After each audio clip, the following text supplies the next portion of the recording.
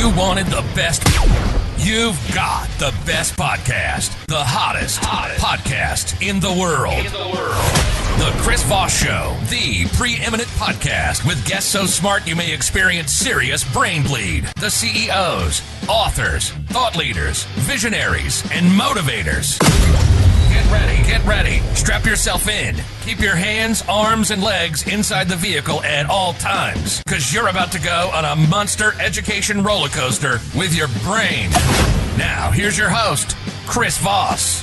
Hello, this is Voss here from the ChrisVossShow.com. Well, there you go, ladies and gentlemen. The Iron Lady sings that mixed official. Welcome to the show. Welcome to 16 years and 2,800 episodes of the Chris Voss Show. We've just been bringing the most amazing minds. We just dig them up off the internet and say, get on this show and tell us about your amazing stories and all your journeys. But be sure to refer the show to your family, friends, and relatives. Go to goodreads.com/Chris Voss, linkedin.com/Chris Voss, Chris Voss1 on the TikTokity, and all those crazy places on the internet. Opinions expressed by guests on the podcast are solely their own and do not necessarily reflect the opinions of the host or the Chris Voss Show. Some guests of the show may be advertising on the podcast, but it is not an endorsement or review of any kind. Today, we have an amazing young man on the show. We're going to be talking about his book and some of the insights and some of the work that he's done as an editor. And the book we're talking about today is called The Mountbattens and the Making of Modern India by author K.Z. Islam. And Munawar Karim, the editor of that book, is on the show with us now. Welcome to the show, sir. How are you? I'm fine, thank you. Welcome. And give us .coms, websites, any place you want people to find you on the interwebs. Right now, where can you find me? I'll tell you that later on, okay? We have you here right now, so we know where to find you right now. I'm trying to think. I have an email address. You can always contact me there. It's mkarim@icloud.com. There you go. So give us a 30,000 overview of this book. This book is about the Partition of India, which occurred in 1947. Before 1947, India was part of the British Empire. And so after the Second World War, there were other colonies who were trying to get their independence, and India was one of them. But the departure of the British was not smooth compared to other colonies, because the two groups, let's say in India, wanted separation. And it's not a given, and so it was a very messy, bloody affair. And India was partitioned into two countries, Pakistan and India, and left very bitter memories of that event. And even to this day, 70-some years later, those wounds have not healed. In fact, they've got even worse. Oh. Yes. Yeah. Yeah, so they're still kind of dealing with the fallouts of you remember Gandhi? Did you guys talk about Gandhi at all, or that era, or is it a different timeline? He was the main architect of the partition, and he and Mountbatten, there were two, you might say, conflicting parties. No, I'm not fully educated. I flunked second grade, but the title of the book, The Mountbattens, who were those folks, for maybe people in the audience who don't know that term? There's Lord Mountbatten and Lady Mountbatten. They were the two Mountbattens, and they were... So that was their name. It wasn't a term of military or people. Mountbatten was the Viceroy of India. He was the British, you might say, representative in India, and his wife. But they were both schemers. So they were both appointed or sent from the British Empire to oversee India. That's right. Yeah. And what year was this generally? They left in 1947. I forget when they were appointed. They were spent maybe, 10, 12 years in India, something like that. It looks like the Batten or the Battenberg family. Yeah. No, it's a branch of the name. It was originally in German. And then went to British as a Mountbatten. Right. Looks like their family resided in the UK in 1917, changed their name. Then they adopted the surname Mountbatten from his mother's family in 1947, 3 Australians. Yeah, so it looks like they had quite an interesting history in overseeing several things for them. And what made you want to write this book and tell this story? It began, KZ Islam was my uncle from my mother's side. And he was a businessman primarily, but he had eclectic interests. And so he began writing a column for a newspaper, local newspaper, one every week. And he didn't think it would go for more than a few months, but it stretched on for 30 years. Oh, wow. And so he had a collection of these columns. And I would suggest to him that, look, you should publish it as a book. And he'd say, well, look, people have already read these columns in newspapers. What's the point of... I said, no, you should organize it and publish it. So I tried to persuade him for years and years and years. Eventually he passed away without the book publishing. So I said, okay, I'm going to take it upon myself to put this whole thing into a book form. That's what I did. That's really good. That's really good. That's the reason he's not with us today on the show. I'm sorry of his passing there. So you're carrying on his legacy and the stuff that he wrote and stuff. Now, what were the details of some of the stuff he wrote about? Was he writing about the oppression of the British Empire or revolt or revolution, or was he writing about, just what was going on, maybe covering it like the news? What he's writing about at its core were the conspiracies, because the Indian independence movement was, you might say, the darling of the British left. They're called Fabians. Oh. Fabians. And they were out of power for most of the time. But in 1945, when they won the elections and they defeated Churchill, then it took on another whole color because now they were in power. And the Indian elite, they were English educated. They went to Nehru, he went to Harrow, and went to Oxford, went to the whole British upbringing. So they had a mutual, I might say, common views about post-Second World War Indian Empire or the British Empire.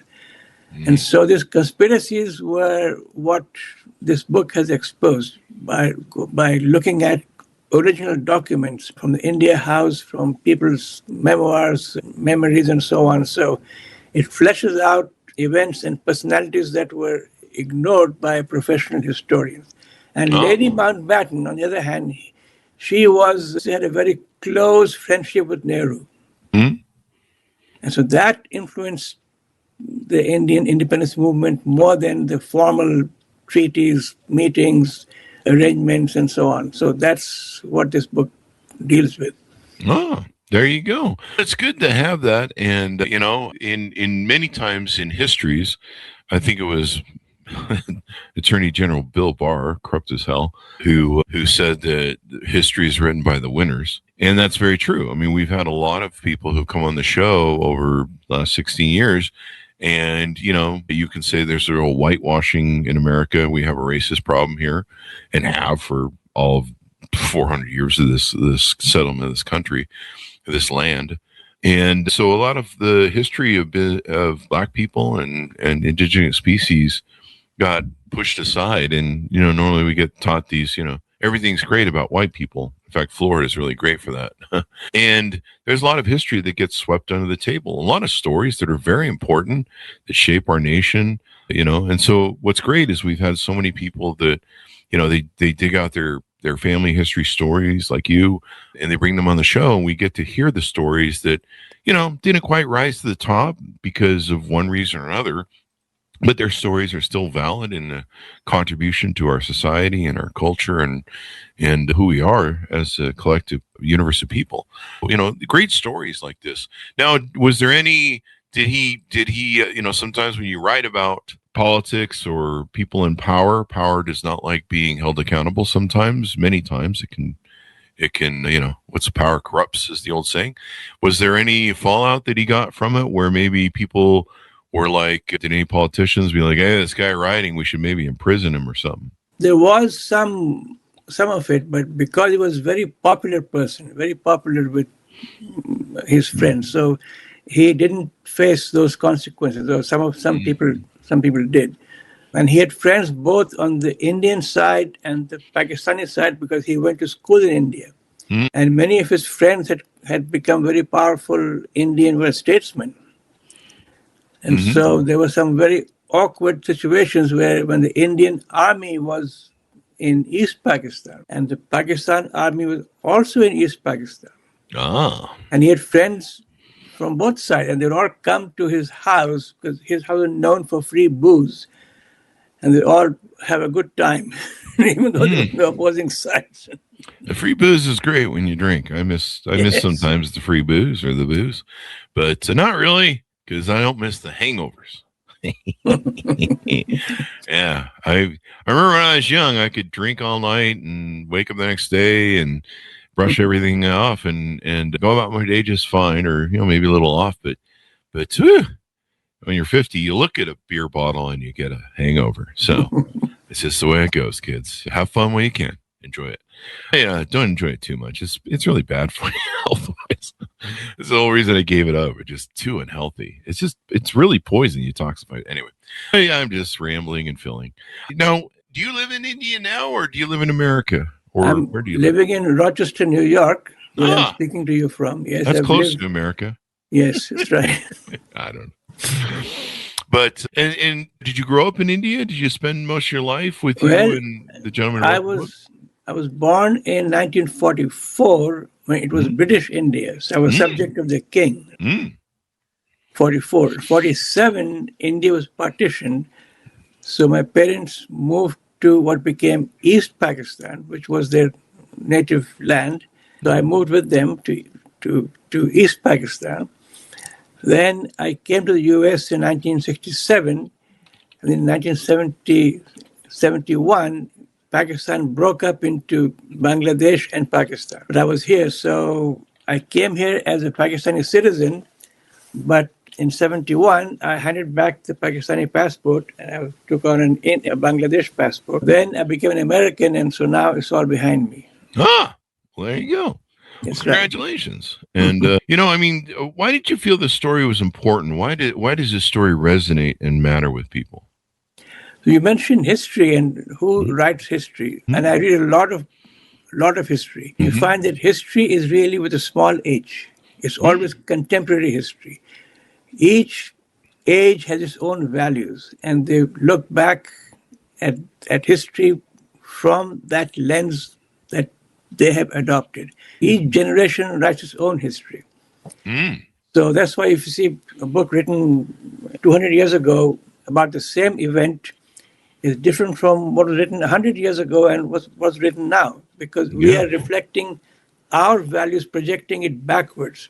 Okay, that's why it's never a permanent thing. It never is. It will not be 1,000 years from now, I can tell you. Yeah, and so the effects of the British Empire, you say, still 70 plus years later, are still resonating down there. You see, they fought 4 wars between India and Pakistan, and now they're both nuclear armed, and there's 600,000 troops across the border. Wow! And so one might guess if there's a nuclear war, it'll be between these two countries. So, yes, it's all the result of the partition. And the great animosity, just visceral animosity. Unbelievable, yeah.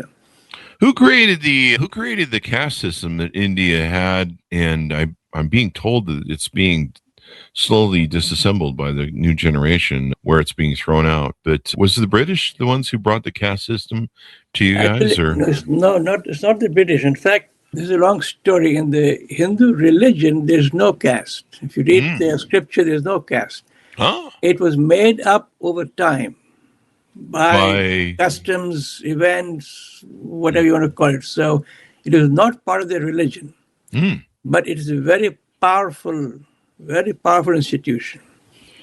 And in the cities, it is slowly, very, very, very, very slowly diminishing. But surprisingly, here in the U.S., Indians living over here are very conscious of that caste system, amazingly.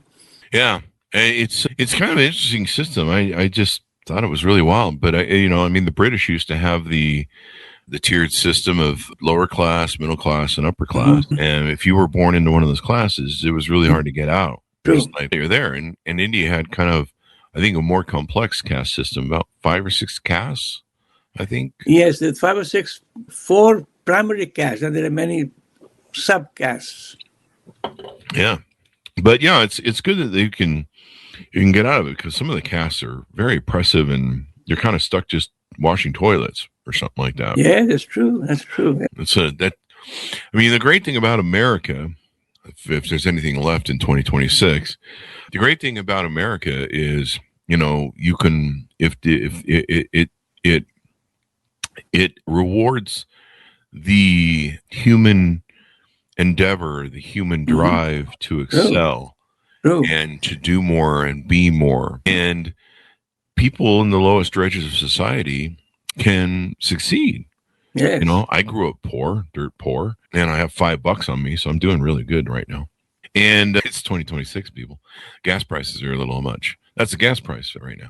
Anyway, but even my understanding is the gentleman who is the CEO of Google right now, his name, but he grew up in India, dirt floor in a small hut. And now he's the CEO, one of the most powerful Fortune 100 companies in the world. And, there's this example of how far you can go in America. And so it's real important there. What do you hope people come away with when they read the book? The one thing you mentioned earlier that I was going to highlight is, history is important because the one thing man can learn from his history is that man never learns from his history. And history is important because it reminds us that if you don't learn from your history becomes cyclical. And then you start making the same mistakes 50 years later, 100 years later, 200 years later. There are lessons to learn here. And when we don't learn them, you see history repeat itself. The book, I guess, proposes or advises people there's no need for hostility between people.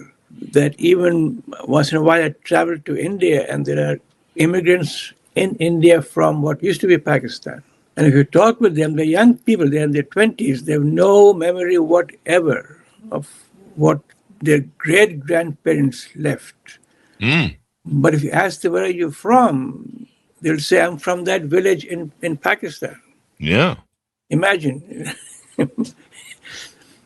Before they say they're Indian, they'll say, I'm from that village in Pakistan. This is amazing to me. So you can see that at the level of human beings, that there's no visceral hostility between people, but it's the politicians, they find it very advantageous to exploit this hate and promote hate. To give them power. That's what I think that this book is trying to elucidate by giving example that this whole partition was totally unnecessary, unnecessary. And the people didn't want it. It was the powerful, you might say, unelected leaders who pushed for this. Well, what was the whole point of it? Now, this is a partition of India that was in 1947. They divided the British India into two independent dominion states. That's right. And that's where they created India and Pakistan separately, right. Correct? Yes. And that's when the troubles began. That's true, because that was inevitable, because you start with trouble, it doesn't stop. That's true. It's going. It keeps going. That's right. And so 14 to 15 million people were forced to flee across the borders. Yes. And they had to kind of pick which side they wanted to be on. I suppose that was kind of a big issue. Your family's on the one side, you're on the other. And it caused 1 to 2 million deaths, violent migrations, 15 million people, triggered massive refugee crisis, kind of overwhelming them, like we saw with Syria. Syria had the big people left Syria because of the civil war there, and caused a lot of populism to pop up and people who resented immigrants, and it's sad that it's sad that we create these problems or we don't fix them and address them, but then we complain when it affects us. I've been reading about all the crap we've done as America in South America to destabilize governments, that country, Cuba, and other places since the 50s. We were assassinating people in South America. We were doing all sorts of shit. And now we wonder, after all these years of, destroying South America, why people want to come here, Yeah, because we fucked up most of South America single-handedly, because we were bringing democracy. Anytime we're trying to give democracy to someone, they usually don't want it. That's usually where we're at. We're just kind of forcing ourselves on them. Anyway, that's my take on things. But yeah, there's a lot you can learn from these crises and how they work out. And maybe we should be a little bit more accommodating to refugees and people and learn to take care of them. And America does a fairly good job of that. I think we do one of the best jobs in the world at helping immigrants transition this country. But part of it is everyone wants to be American. You know, they want the American dream. They really like Starbucks or Coke, evidently. I don't know. So this fallout is still a thing, and why did, for all the separation that British did of Pakistan and India, why do they hate each other now? Is it all come from that split and partition? You'd be surprised. There's a quote from Winston Churchill, and he said this in Parliament because he was against this partition, and he said something like this, that British justice is the only protection for India's Muslims, the untouchables, and the abject poor. So when you remove that justice, then the downtrodden have no protection whatsoever. Whatsoever, because there's no law anymore. On paper, there are laws, but in practice, there's no law. It's just power. Yeah. So that's why the resentment and violent resentment, cynicism. Just if you talk to them, there's just no hope for them at all. But they have to live their life because they're born already, and they try to do the best they can. But they don't expect any fairness, any justice, any nothing. Yeah. There you go. I'm glad you're carrying on your family's legacy. Was it your cousin's story or? My uncle, yes. Your uncle's story. Yeah, my mother's side, yeah. Yes, on your mother's side. And I'm glad you're keeping that story going and making it continue on. Any other books that might be coming out that we might see from you, or any other stuff that you're working on you want to share and promote?